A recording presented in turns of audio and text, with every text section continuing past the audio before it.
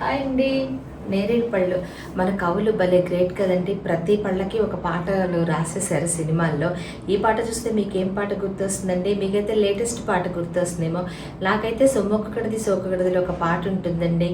అబ్బో నేరేడు పళ్ళు, అబ్బాయి కళ్ళు, అల్లో నేరేడు పళ్ళు, పులుపెక్కే పోకళ్ళు, కైపెక్కే ఆ కళ్ళు, లేలేత కొబ్బరి నీళ్ళు, అమ్మో గులాబీ ముళ్ళు, అమ్మాయి కళ్ళు గుచ్చే గులాబీ ముళ్ళు, ఎరుపెక్కే చెక్కెళ్ళు, ఎదలో నా ఎక్కెళ్ళు, లేలేత కొబ్బరి నీళ్ళు, అల్లో నేరేడు పళ్ళు.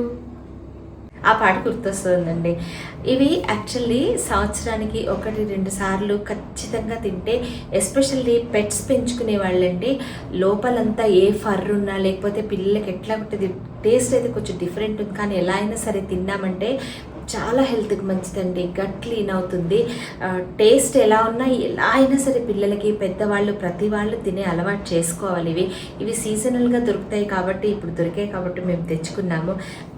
ఎస్పెషల్లీ పిల్లులు, కుక్కలు అలాంటివి పెంచుకునే వాళ్ళది ఆ ఫర్ ఎట్లా కొట్లా అప్పుడప్పుడు లోపలికి వెళ్ళిపోతూ ఉంటుంది.